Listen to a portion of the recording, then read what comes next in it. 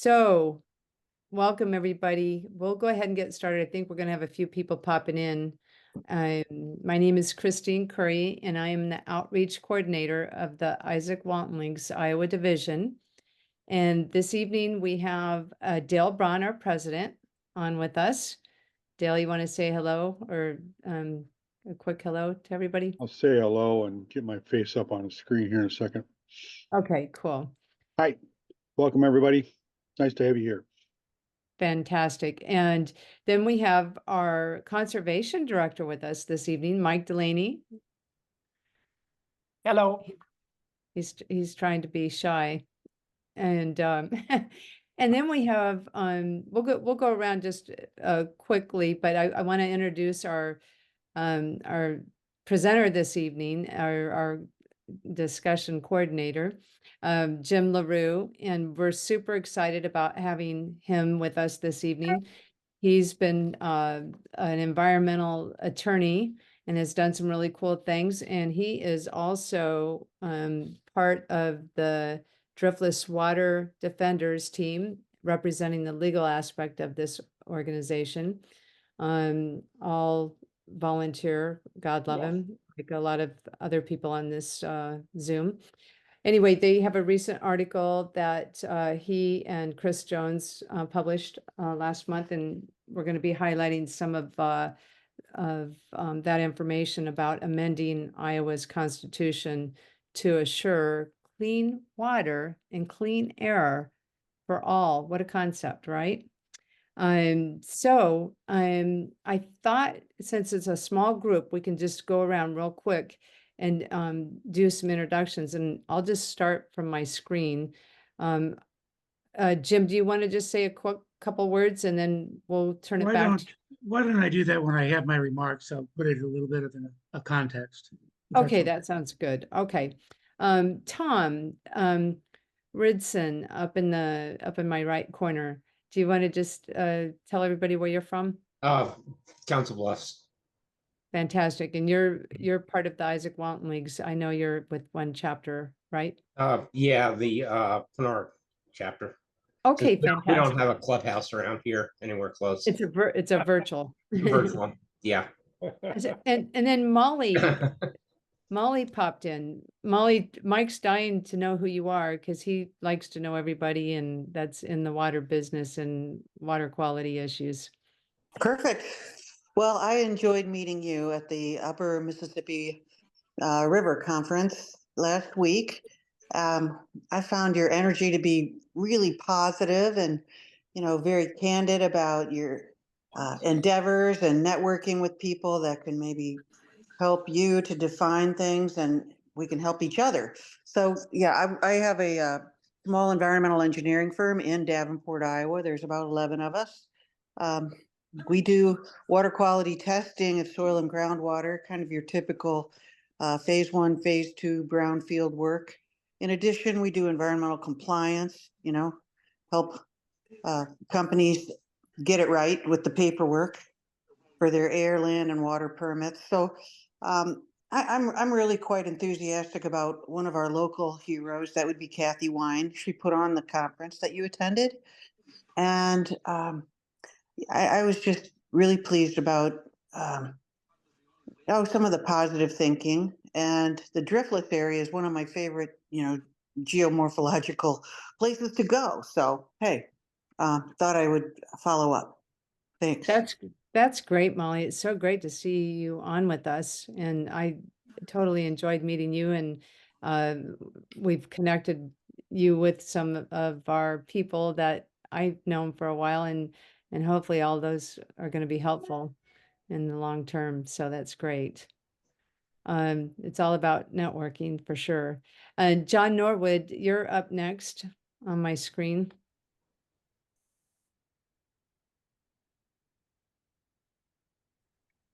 Well, hello everybody. I'm here in West Des Moines, and very interested to hear what Mr. Larew has to say. I ran into him at a meeting a week and a half ago, I think it was, or maybe just a week ago, and so really excited to be here.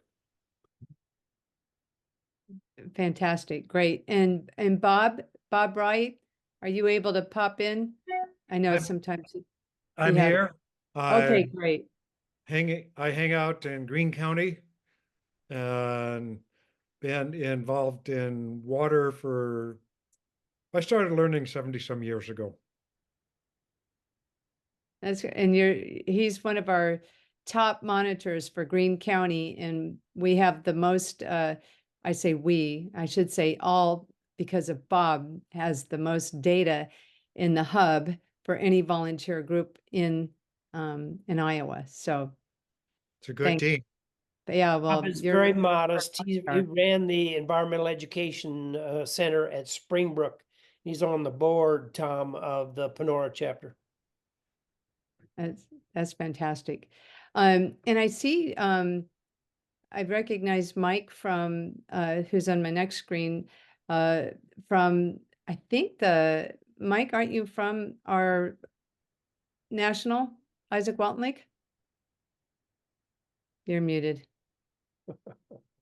Yes, I'm just fly on the wall here. Yeah, I edit Outdoor America and I'm communications director. Oh, in wow. Washington. Fantastic. Very We're good. thrilled to have you with us this evening. That's fantastic. Yeah. Thank you for taking time out to be with us. Here to listen. Great, thank you. And Mike Carberry, It's great to another be here. I do familiar- most of my environmental work with the Iowa Farmers Union and the Sierra Club, but I have a family tie. My family's from Panora, originally the Carberries, and my first environmental job 20 years ago, I was hired by Jim Larew for the Citizens for Public Power, and my family home in Iowa City, we bought from Jim Larew's parents, and it happens to be the house that he grew up in. Wow. And Jim Larew has lived in 4 houses in the 200 block of Wolf Avenue in Iowa City, which has to be probably a record. And so I'm a longtime friend and supporter of Jim Larew, and I couldn't be happier to be on this call tonight. Oh, Mike, that's so fun. Oh my God, what great Great, Mike. connections. Good fun. And Jeff White, you're next. Hi, I'm a retired DNR geologist, environmental specialist there. I was at the Water Summit, Iowa Water Summit a few weeks ago, presenting on Iowa Project Aware, and that's how I really got to kind of meet people in Izaak Walton. Heard about this Zoom and thought I would zoom in. So thank you. Oh, thank you, Jeff. That's so cool. And Jan Carmer is one of our state reps. Jan, do you want to say hello?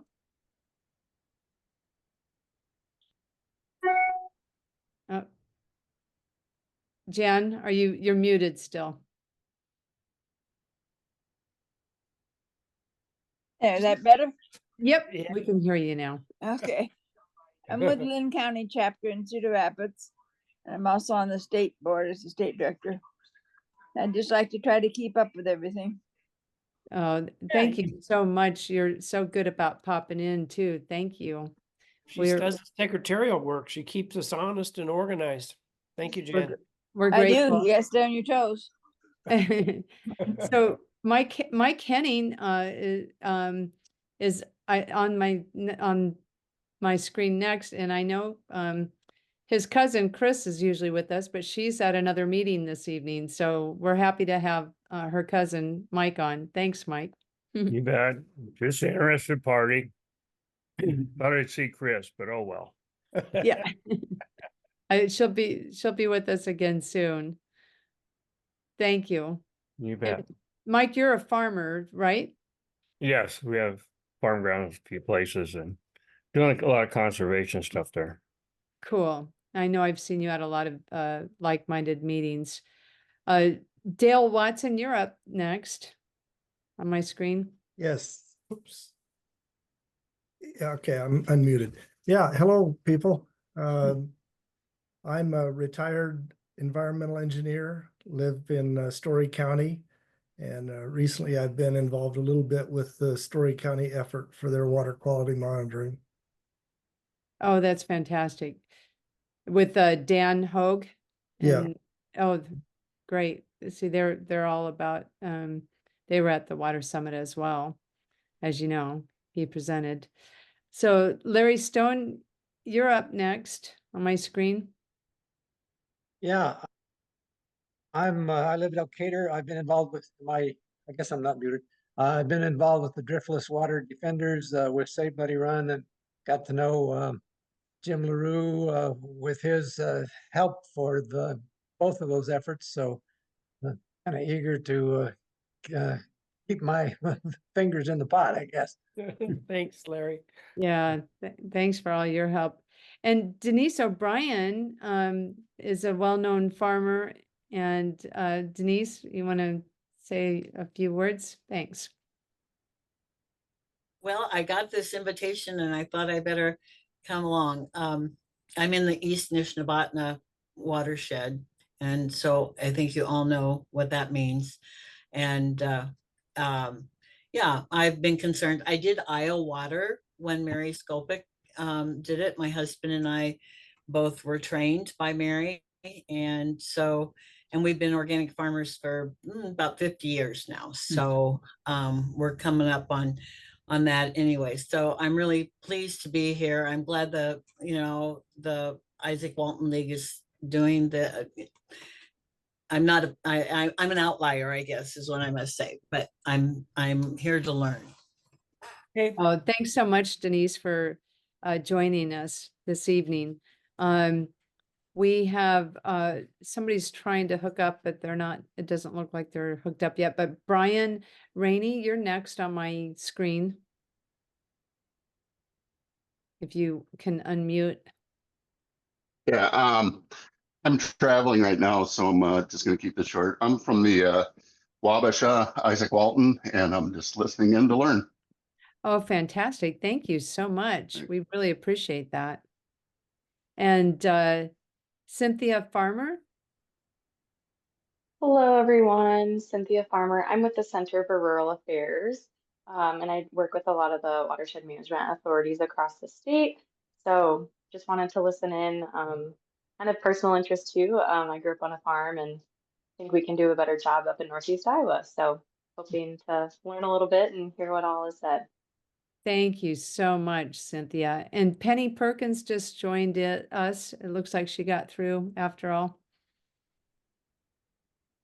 Penny, do you want to introduce yourself? Sure. Can you hear me? Yep. Okay. I'm Penny Perkins, and I work part-time with Des Moines Waterworks doing water sampling, and part-time with the Brenton Arboretum doing youth education. Fantastic. And Penny was with the Raccoon River Watershed as a board member for quite a few years too, and still volunteers. So, okay, that is a nice introduction. And there's Raymond's trying to get on Conte, but I can't. It looks like he's still trying to get on. So I don't know if you can say a quick hi. I don't know. It looks like it's still trying to get on. I don't think you're able to connect. So I'm going to turn it back over to Jim. And again, thanks again, everybody, for joining us this evening.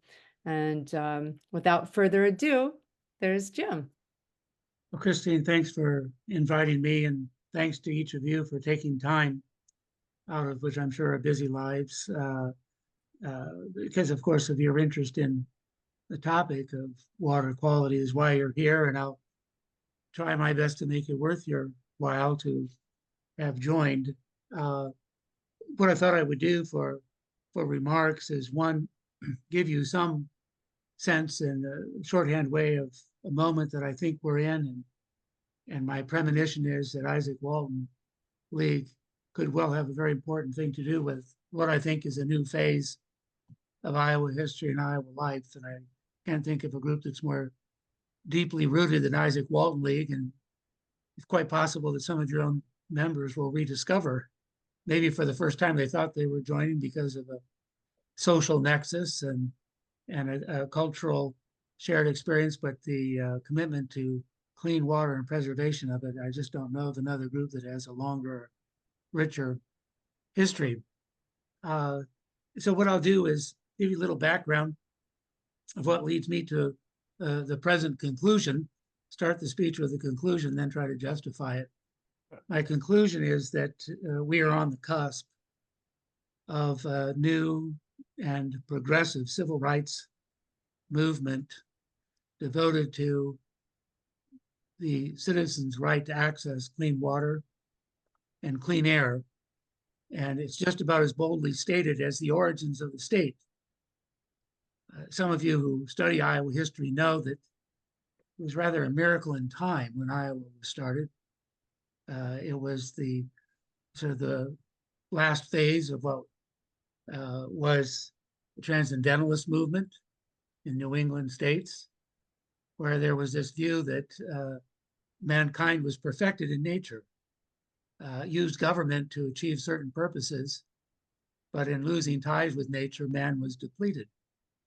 And we know the great New England authors of that period, but it so happened as it was very prominent is when Iowa was settled as a state, 1840s, 1850s. And the journals of people who discovered Iowa are rather euphoric. It's not hard to find it. I spent some time in the University of Iowa Historic, the museum and libraries. It wasn't hard to find the quotes.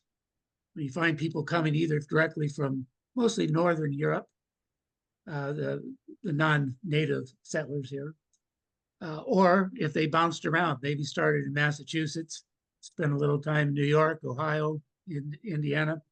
But by the time they got here, the comparisons are rather uniform in the spectacular quality and quantity of Iowa's water. Air was noted as well. These are things that people recorded in their journals or wrote home about. It was a part of our, it used to be, is something in the law we call natural law. What are the natural rights of people? It's the things that you assume, and they were so abundant that you didn't need to articulate them, but you sometimes would call them natural rights. This was Iowa's heritage. There's a period of time when I think we've abused it. We've gone up and down. There have been periods of our history where Iowans have been viewed as leaders in movements to preserve this and acknowledge this, the importance of water and air. I don't think it's a complete coincidence that Aldo Leopold was an Iowan in the Burlington area, and there are others. But we've gone astray in Iowa. And I think the moment that we're in is one where we're going to be rediscovering the origins in a progressive way. When you start off progressively and a progressive foundation that leads the state to be able to do things that really in historical terms are remarkable. The fact that we had so many transcendentalists coming, the 1840s Constitution of Iowa was pretty regressive. Most of the settlement pattern was from south to north. And had that been our original constitution that had lasted, we would have acknowledged and allowed slavery in Iowa and some other regressive things. But the New England pattern and our Constitution of 1857 embraced such things as that boys and girls of all races, of all backgrounds, would be entitled to a free public school education until the 8th grade. That is a miracle. In world history terms, a miracle compared to other states. And the foundation of our constitutional government was there we borrowed, but some of the most progressive states, you take the Constitution of the state of New York as it then existed, or Massachusetts, and we melded the best of those and made our Constitution. So we're very lucky. We didn't spend the first 50 years of our state life battling over some of these fundamental rights. And females were acknowledged in ways that was not common of the days, let alone the males. And so there's where we started. The fact that we were known to have the best public school education system in the country, also therefore it meant the world, is how we started. It's how we started.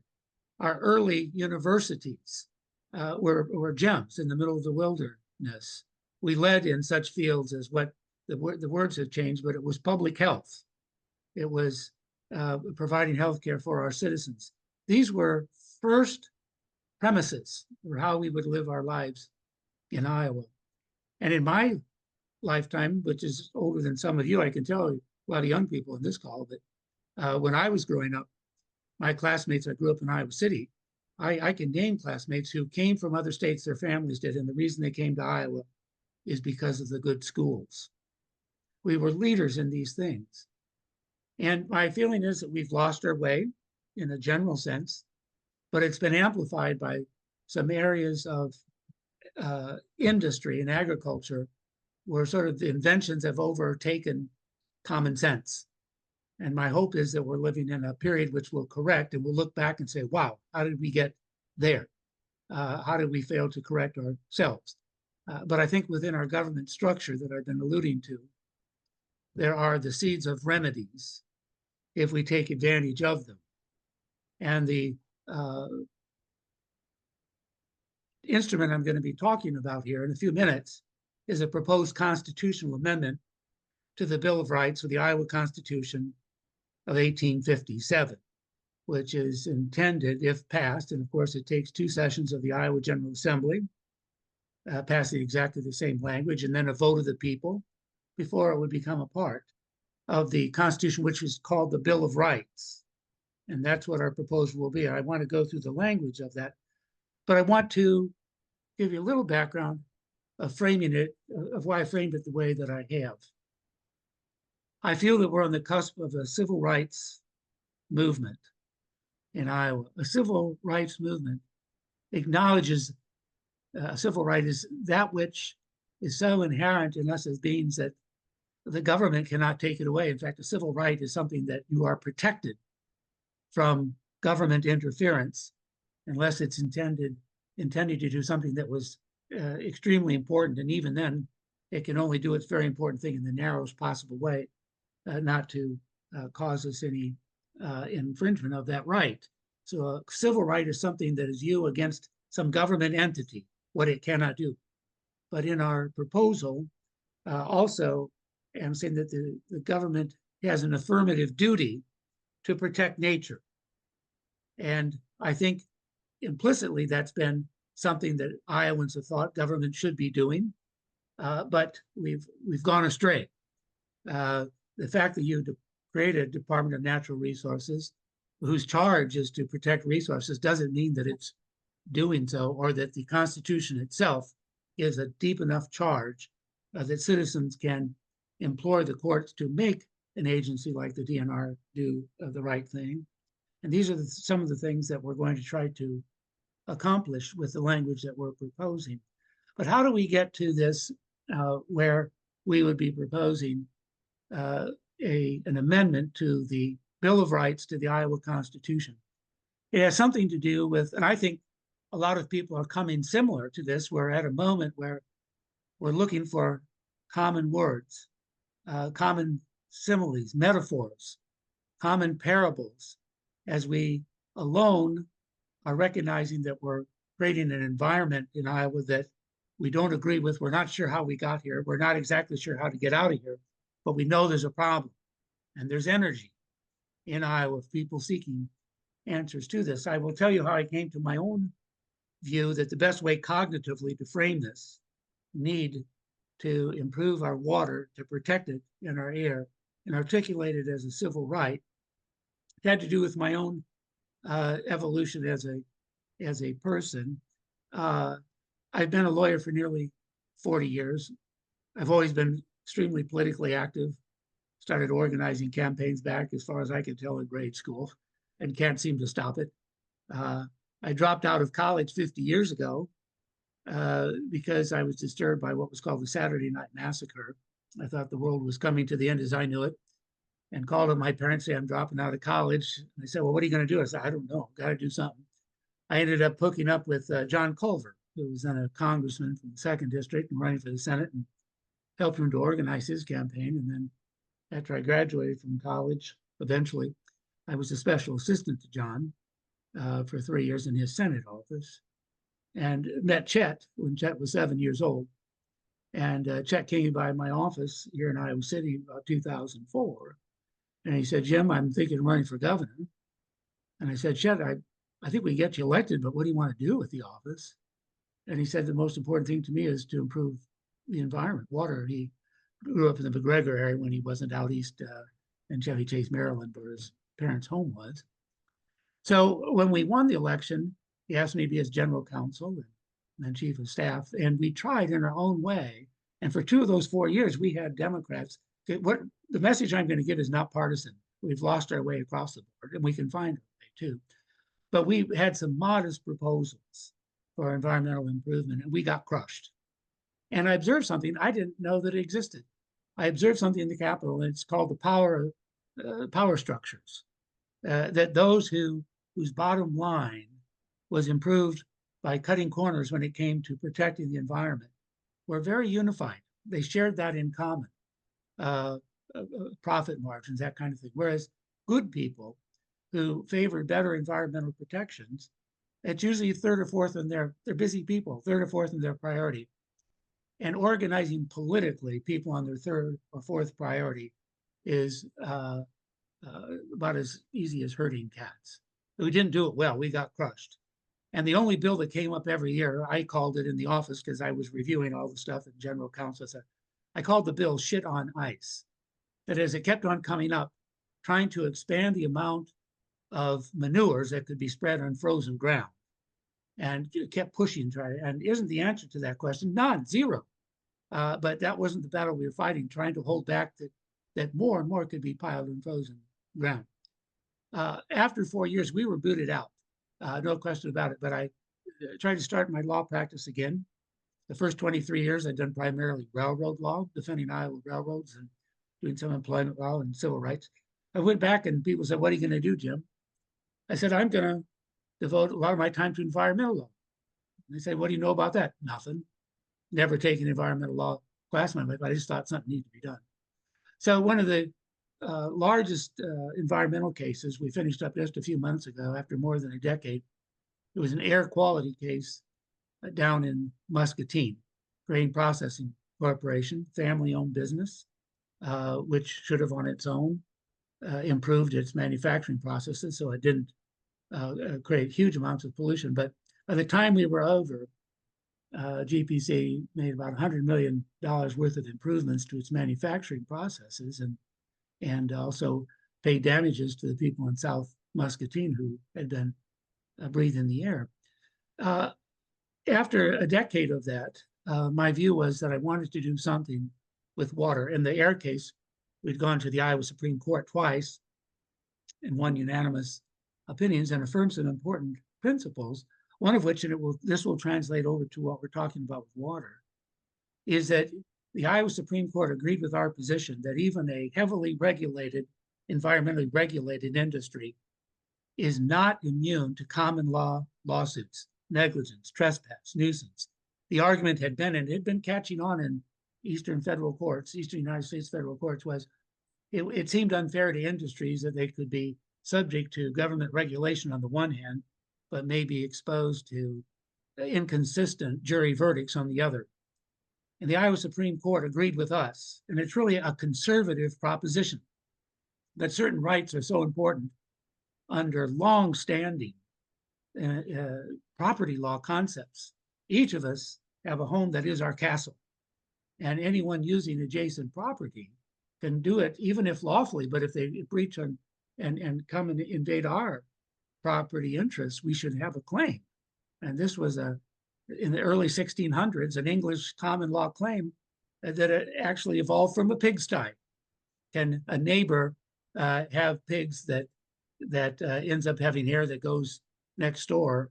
And the English common law court said, yes, you have a claim for nuisance there. That's where Iowa law started. We borrowed a lot of our common law from the English precedent. And the Iowa Supreme Court agreed that if you have even a heavily regulated, and let's assume for the purpose of argument, this wasn't the true with GPC, but it's a company that's obeying the law, following the regulations, following the permit, should they still be liable for common law claims for negligence, nuisance, and trespass? The Iowa Supreme Court unanimously said, yes, it's a property right. People have the right to use and enjoy their property. The second proposition, unanimous Supreme Court in that decision in that case was that even a large, we had 18,000 people potentially in our class, and they said, that's not too many, that's not too complex. We can have class action suits in Iowa on environmental issues. And so those are important decisions going forward, but I want to do something in water. And have had this feeling in my heart, sort of an epiphany, that this is something that I want to do. I wasn't sure where to direct it. Well, while I was sort of wondering how to express this interest and where to focus it, I had an opinion or something that struck me as being viable, at least as I approach the world. And this is one of my trips. I take many trips down to Alabama each year. I'm doing death penalty work there with the Equal Justice Initiative based in Montgomery. And when I go there, I sit, I usually take a day or two in addition and go and see the sites from the civil rights movement. It coincided, those visual images of the early 60s came just at the age when we had a TV in our house. And I was becoming aware of a world outside my own home. And there these images were on TV, the black and white grainy images, and national news for the first time ever, Cronkite and et al. And these pictures from Alabama and Mississippi of the civil rights movement going, the police dogs and the fire hoses, and Dr. King being jailed and all the rest. Those memories are as vivid to me today as they were back then. And I haven't remembered much in the 50 years in between, but I do remember those. And when I go down there to Alabama and sit in Dr. King's church at the Dexter Avenue Baptist Church, I think about the courage of those who started the bus boycott, the courage of King himself, didn't want to be a leader, but he was thrust into it, and how much courage it took people to do even something like a bus boycott. They easily could have lost their jobs, their homes could have been bombed, and they were. And all of this precipitated by a woman who refused to go to the back of a bus. Now, all this happens within a couple blocks of the Dexter Avenue Baptist Church, where Rosa Parks got on board, where 2 centuries before that, slaves were marketed, and intersection, and Commerce Street and Dexter Avenue, where in the other direction, you had the state capital of Alabama, where the Confederacy was created and its first president elected, all in the proposition that somehow, because slavery was good for the economy, it also was religiously endowed. All these things happening, and 2 doors down, the appellate courts of Alabama, where I've been remarkably unsuccessful so far in advocating the case that I've been doing now for 8 years. And all of this inspiration, which is what I find it inspiring, but also clarifying, it did strike me that what we have in Iowa is the equivalent of a new civil rights movement. And the movement is protecting individual rights to clean air and clean water that is as fundamental a right as any you could define in Iowa by its own experience, and nothing being more important to life itself than access to both of those elements. And so having framed it that way, I've been trying to find a way to express it. And by coincidence, while these thoughts were going on, and thinking by analogy too, of Rosa Parks, going back to that, because once a person starts to see the world this way, all kinds of comparisons come to mind. And I hope they're close enough to the experience, at least some of you here, that they mean something to you. But I have to acknowledge that the civil rights movement may not be the best analogy for some of you. But I think, even metaphorically, I think about how the movement that Rosa Parks started by simply refusing, as the Jim Crow laws required, that when some prominent white person came on board, that she was expected to stand up and move to the back of the bus. And I think that's what Iowans have been doing here. It's been gradual, but in more recent years, the strength of the industrial agricultural powers has increased markedly. And so here we are in the collective bus that is Iowa, moving in some direction. I'm not sure where. One hopes in a progressive direction. We're not always sure. But when the likes of Cargill or JBS or Smithfield get on the bus, we all collectively sort of shrug our shoulders and get up and we move to the back of the bus. And we metaphorically, when these powers come and they're coming towards us on the sidewalk. Well, we move off the sidewalk and we demur and we look at their feet or our own and let the powers walk by. We're in the middle of an environmental Jim Crow movement, is how I see the world. And it's going to require more than logic. It's going to require a movement in power, creating and taking advantage of moments as they come. He had a brilliant person in one of Dr. King's crowds, the first crowd he spoke to at the Holt Street Baptist Church 3 days after Rosa Parks had been arrested. He didn't want to be the leader, but he was elected the leader. He wrote a speech on the back of an envelope and delivered to 7,000 people, talking about the rights that people had. They did not have to get to the back of the bus. If someone in that crowd had said, I know how we're going to do this movement. We're going to have college students refuse to get up from the lunch counter at Kresge, or we're going to have school children in Birmingham march on streets because their parents were too fearful and be struck down with fire hoses. That will change the nature of the country. Or they say, we're going to have 1,000 people march from Selma to Montgomery. Someone had prophesied that. It would have seemed like a joke because none of those seemed like big enough moments to capture the essence of such an important right. But the moment was right. The moment was right. And my view is, in thinking about that history, was that military people coming back from World War II and then going to Korean War, for the first time outside of the Jim Crow system, were treated with respect and with dignity, and an imperfect military, but they were gauged on merit and the content of their character and their bravery. And then to come back to Mississippi and Alabama and Florida and Georgia and to be treated without dignity in the Jim Crow era, confronting that power structure, there were energies. They knew they had to change things. They didn't know how. And then when you had precipitating moments like Rosa Parks' brave act, it was enough to begin a movement. This is the moment I think we're in Iowa. Something close to it.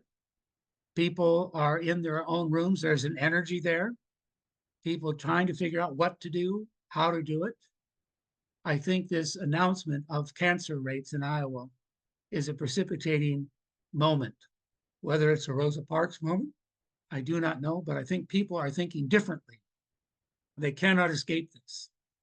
It's something that all of us have to confront, regardless of income level or race or age. We're all vulnerable, and we know the scientists will come around. I'm not trying to be ideological or demagogic. I think right now we have a scientific community that has grown timid. They're a part of the environmental Jim Crow-ism.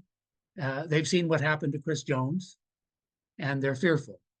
And it's up to people like us to cause even politicians to give them the bravery that they need. But this is how movements start. And feeling this way, it was a coincidence, the way these things happen, always a coincidence, it seems. I went to a book reading of Chris Jones. This is about 6 months ago, maybe 7, with this inchoate view that I wanted to do something. I felt the moment is here. What does one do? I wanted to do something in the law because that's what I do. And feeling in my heart that Northeast Iowa was likely to be the place, if you're just thinking of a legal strategy, if not a political strategy, it was more apt to happen in a place like Northeast Iowa than not, because there's still a culture there. It's a waning culture of clean water. People who value it as recreation, people value it for business purposes, because they're still doing, and politically it has some support, but it's waning. Well, I thought that's the place we start. And what should happen? I went to Chris Jones's book reading and sat at the back of the room. Hadn't heard him before, but I had borrowed from some of his articles and speeches that I had given, not knowing who the man was. And I went up afterwards just to get him to sign the book and say hello. And the man was exhausted. He was exhausted. And I said, I didn't intend to talk about his exhausted. I was going to talk about something else. I said, Chris, you can't keep doing this on your own. If lawyers don't know much, but we do know how to organize groups. if there were a nonprofit group here that would serve to support you, if you weren't burdened by administrative tasks, but a group that was of citizens who wanted to help put wind under your wings, would you consider being president of such a group? He didn't answer then, and for months he didn't. I badgered him. Chris would rather not do that. This is what happens in movements. The moments choose them more than the other way around. So the Driftless Water Defenders is a nonprofit membership group devoted to clean water advocacy. And the structure of it and the name of it means something to us. If it's a good name, Larry Stone deserves the credit because we worked on it. I would say 90% of anything that we've done that's a good thing has been approved by Larry. And the stuff that hasn't worked out so well, we probably forgot to ask him about it. The purpose of this, think of the words itself. The Driftless, we know what that is, most of us here. It's that part of Iowa carved out differently by glacial periods and others, leaving exposed rock and streams. We can actually see the streams there that otherwise in Iowa are oftentimes buried. The fact that the soil is not rich means that it has been ignored for a while, at least by the most intensive uses of agriculture.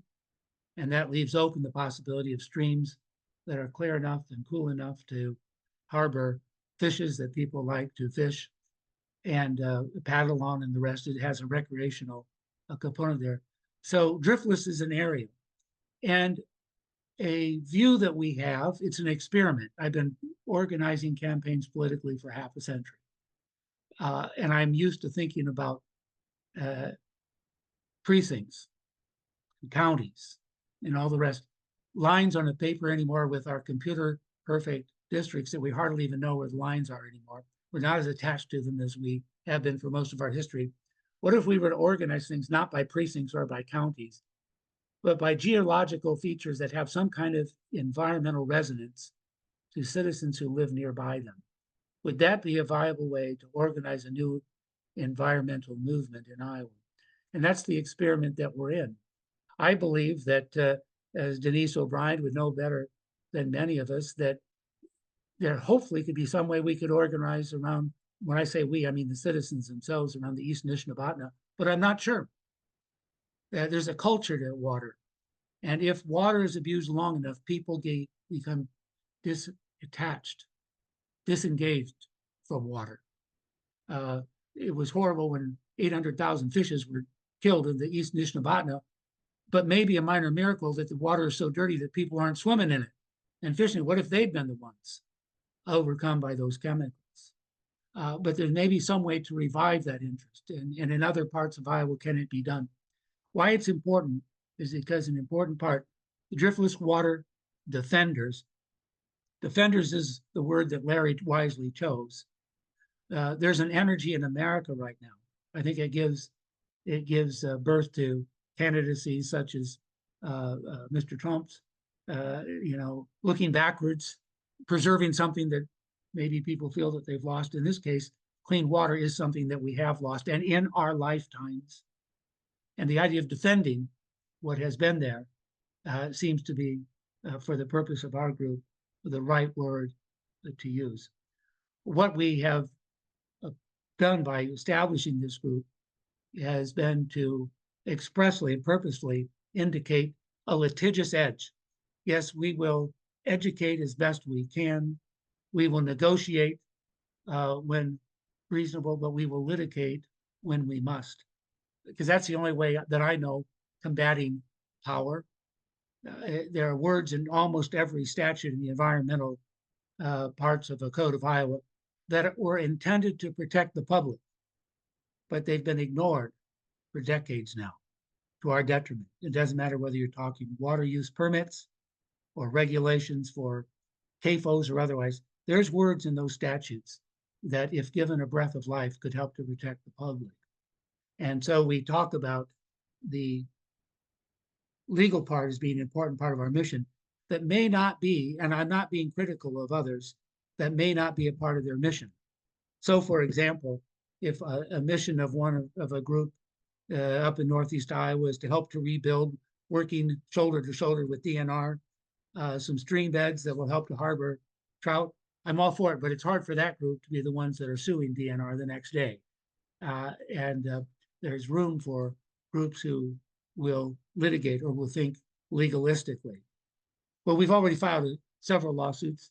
I can predict that there will be more coming in not too long and distant future, and maybe some creative things that we're going to be using state and federal law that I hope, if we're successful, it will cause other attorneys or citizens group to think that, yeah, there's a way we can move forward with the law, even if for now the political power structure is different. It was not a coincidence, going back to the civil rights movement, that if you hadn't had Brown versus Board of Education in 1954, if you hadn't had federal judge Frank Johnson protecting the marchers from Selma to Montgomery, if you hadn't had an important part of legal structures invoked from time to time, the political battle would have been more difficult, if not impossible, to achieve. So there's room for all fronts, but I don't think we can ignore the legal, and in that context, the constitutional one. So here we are for the purpose of today's discussion as to what are we doing with a proposal to amend Iowa's civil rights article to declare as a fundamental right the citizens' access to clean air and clean water. We spent all summer, I had 4 law interns, L2s they call them. They're now in their second year, who with a stipend supported by the law school and the Hubble Environmental Law Institute were able to work with me. And they had 2 writing projects and then 1 non-writing project to accomplish. One writing project was to help me to write, we're still working on the first chapter of a new legal handbook, trying to express it in terms that a citizen can understand, even if a lawyer must file the lawsuit, give people a sense of what's the array of their rights in Iowa environmental law. 2, to assist in drafting proposed language for a constitutional amendment and a law review article that provided the basis for it. And 3, each of them were required to organize a community meeting. My view was that that might be the most valuable lesson that we taught. And maybe that's what I do best after 50 years, probably better than I do practicing law. But I had something to teach them because I'd made so many mistakes. And each of them took a county and started from scratch and worked their way through it. So when they go back to, of course, some of these really smart lawyers, they'll be in a big law firm somewhere and 40 floors above the ground, and that's where they'll enjoy life. But there'll be others who will be in county seats. And when something needs to be done, they may need to be the one to get it started. And at least they know how to organize people to do it. These were new exercises for these people. So they began the chapter of the book. We're still working on it. They did an early draft of the constitutional amendment. Chris and I have changed it just because, being old gives you some wisdom, some thoughts that we had about what we might do differently. But here's the thrust of it. And the idea being it's time to get the discussion started. We know that legislators will write it. The best we can do is say, here's what we think you should consider, but it will be our elected officials themselves who will write it. 26 states do it this way. I would call this a conservative approach to amending a constitution. The other 24 allow the people to initiate by initiative or referendum the constitutional amendment process, and then it's up to the legislature to review and approve. In Iowa, you start with the legislature. My view is that we will find some brave people you need at least a Republican and a Democrat in the House, and a Republican and a Democrat in the Senate. They need to agree on language and get it passed twice in a row. I don't think it'll happen in one session. I think this will take 5, 8, 10 years. But in the meantime, it's something that we're discussing and thinking about our entitlement as citizens to have this right protected. So here are the elements of this. It would be section 1B of the section 1 of Article 1. And here we go. Section 1B says, and I'll pause between different phrases just to give you an idea what's there. Every individual has a fundamental right to access clean water and clean air. A fundamental right is something which is so important that, oh, good, thank you for bringing that up. So here we are amending. Here's how the section 1 goes. And then there's a section 1A we didn't put in here. That was a recently passed gun amendment, protecting the people's fundamental right to have firearms. Section 1B is here. Every individual has a fundamental right to access clean water and clean air in the enjoyment of the same free from harms. Now, here's what we mean by fundamental right. It's so important that for the government to interfere with that right, or any of its agencies of government to interfere with that right, it has to be a compelling state interest, the most important kind of state interest. And then the government must accomplish that goal by the least restrictive means possible. So this fundamental right would then be posited against statutes which are broad and encumbering and are adversely affecting this fundamental right. And free from harms caused by contaminants and pollutants, including disease, injury, or other hazards. The state shall not infringe upon this right. Now, here's the public trust doctrine. Some of you have heard about this. Some attorneys in the nitrate case, Raccoon River City of Des Moines, encouraged the court as a matter of common law to adopt what's called the public trust doctrine. And the district court in Polk County agreed that that could be done. It was removed to the Supreme Court. The Supreme Court rejected that overture by citizens to have the public trust doctrine adopted as a matter of common law. Here we're suggesting it would be expressly a part of our Constitution, and therefore the Iowa Supreme Court, any other court, would have to show extraordinary deference to it. Trustee of public natural resources, all public waters, including aquifers and groundwater, and the air, wherever located, the state shall conserve such resources for the benefit under this right for this generation and all future generations. This is the other side. If the first part of this amendment is one protecting individuals' fundamental rights to access clean air and clean water, and not letting the government or its agencies encroach upon us or those rights. The other part, the flip part of this, is to assign to the government an affirmative duty to protect natural resources, to measure its conduct against that duty as a matter of constitutional principles. And it's not just a short-term benefit that the government is being measured against. It's whether or not it's acting with respect to natural resources for the benefit of all future generations. And it says this section and the right stated in here shall be self-executing. This is sort of a lawyer east concept, but it's terribly important.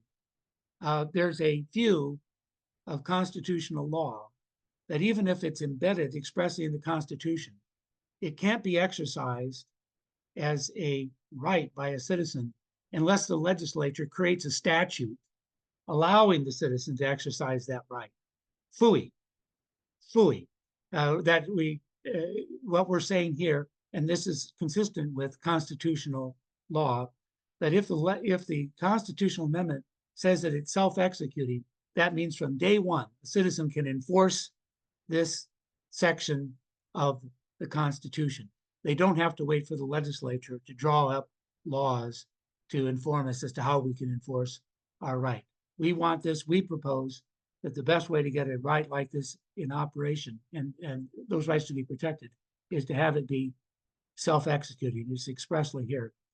And then it says, any and all infringements upon this right shall be subject to strict scrutiny. And I referred to that before. Strict scrutiny is a judicial doctrine, and how much deference is given to a particular right.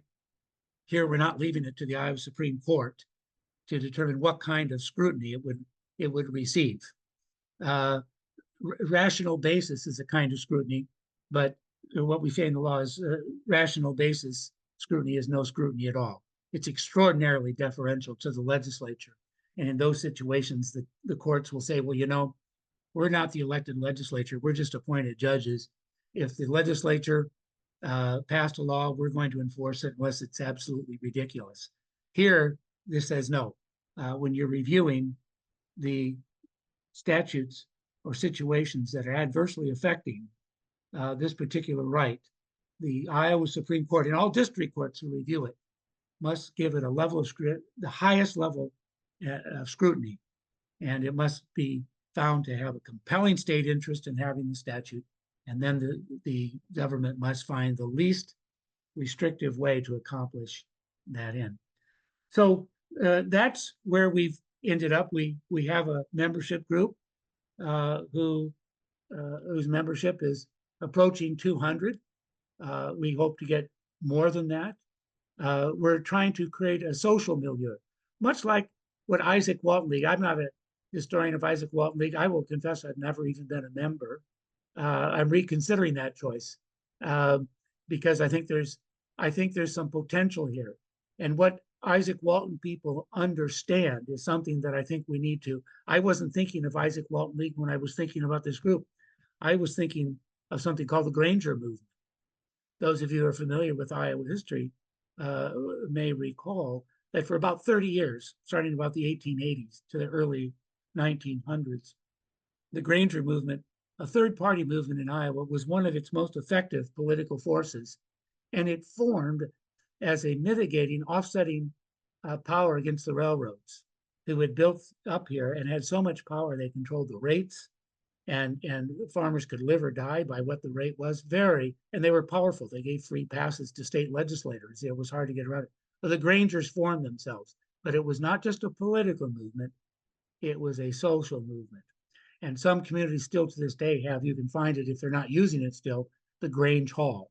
This is a place where people went. Well, it sure seems to me that some of the nicer buildings I've seen, including the one in Des Moines, the Izaak Walton League, you've got the infrastructure for a revitalized movement.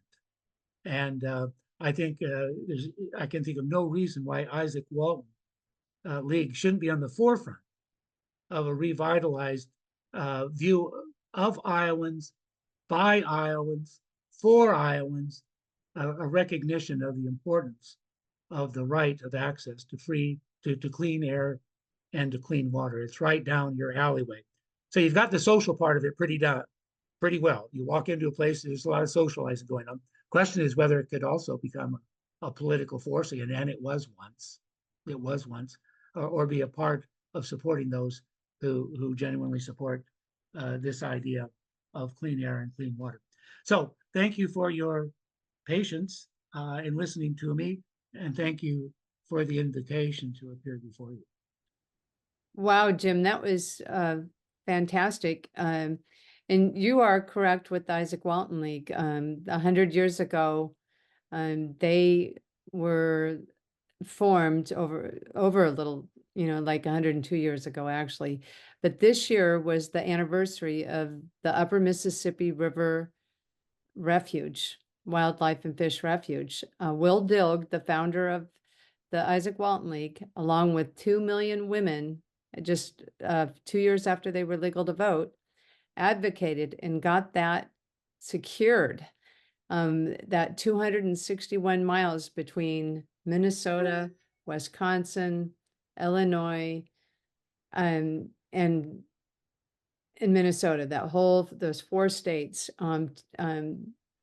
were preserved. And without that, they were going to dredge and drain that whole area, and it was going to be unsustainable farmland.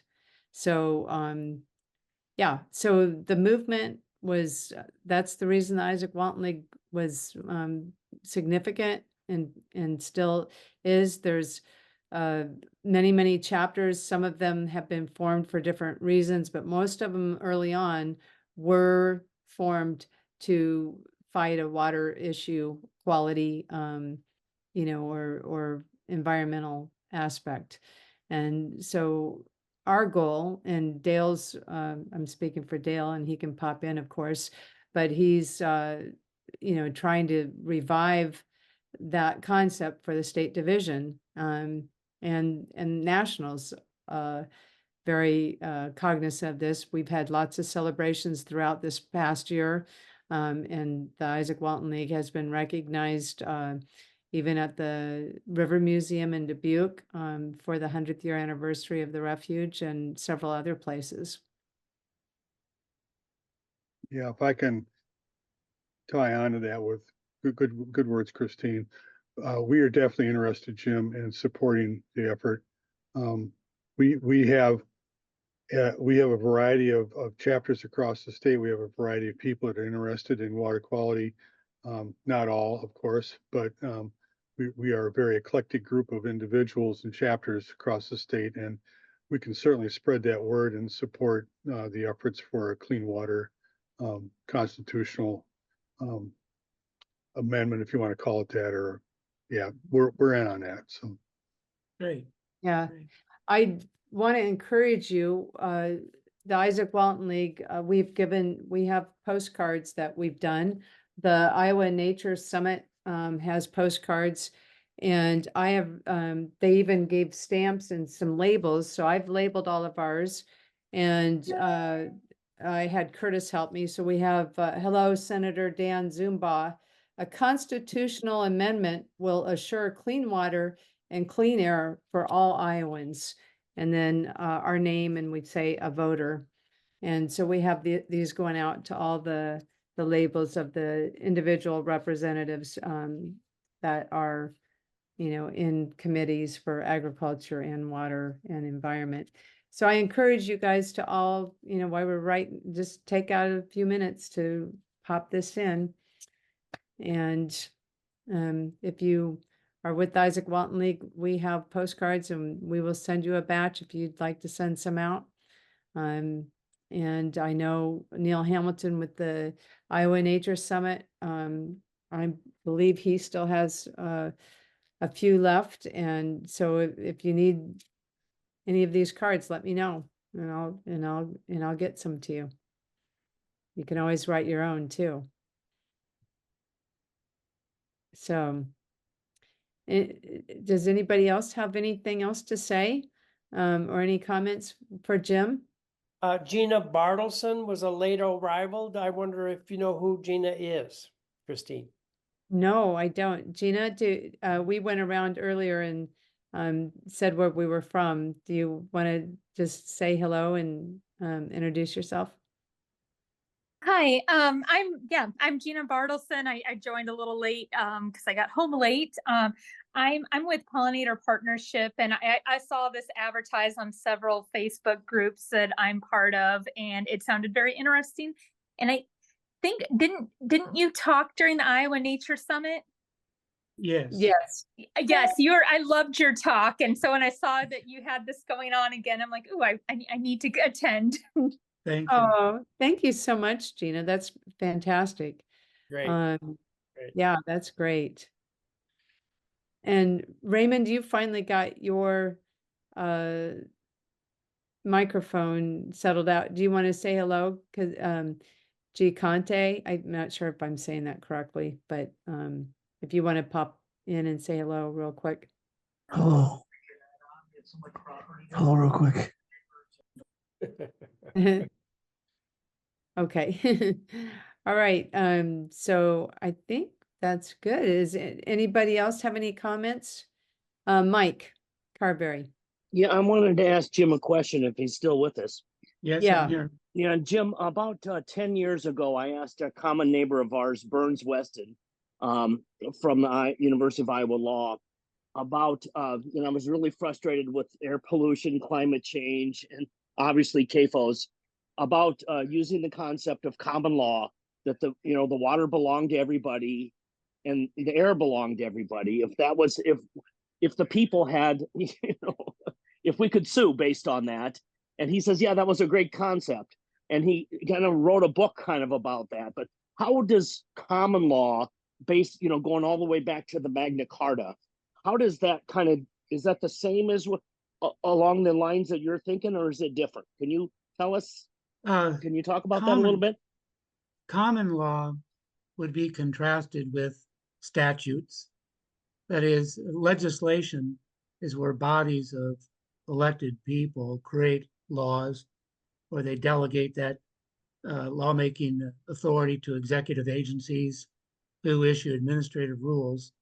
But the gaps that are there are what judges propound, and that's called the common law. I do think, both in statute in Iowa, there's statutory law that describes water as being the wealth of the people. When you're deprived of access to clean water, as a citizen, you're being deprived of wealth. Yes. In Iowa, in every state's not the same. If you have a stream running by and two adjoining property owners whose property line is established by the stream, they own the property to the center point underneath the water, but the water belongs to the people. And there have been, from time to time, William O. Douglas, I think, he would do this in dissenting opinions. He raised the issue as to whether natural parts of nature, trees, water, should have standing to bring their own complaints in court. And some democracies in the common law tradition recognize that. Yes. So right now you have to be a person who has standing before you can bring a matter forward. So some nations have done that. We haven't. It would solve some problems, but I don't think we're going to get there soon, to tell you the truth. Thank you, Jim. So I think we go through the legislatures and through political processes, have them do the right thing and create pressure so that they feel that they really must, is the way that we would have to go. I appreciate the explanation. Thank you. Yes. That's fantastic. Any more comments for Jim, or should we go ahead and let him go? Because I promised him we'd just be an hour, and sometimes we go on for a few extra minutes. So I'm, again, super grateful that everybody took out this time this evening to be with us, and please spread the word. This has been recorded, and we will be uploading it to YouTube so it can be shared. And if any of you are inclined, we'd welcome your membership. We have a Facebook page. We have a home page, that kind of thing, and we would try hard to earn your respect that way and be worthy of it. But I think one step at a time, one membership at a time, and then sort of spread the word. And then I'll be interested in talking to some of you in the future. Thank you for coming for the first time. Is whether you share this sense that we're just on the cusp of a new and progressive civil rights movement in Iowa. Thank you for taking time to visit with me. I appreciate it very much. Yep, and we've got the link to the website, and I will put that in as well with our recording when we share it out. All right. Thanks so very much, everyone, and good night. Have a beautiful week, everybody, and thanks again.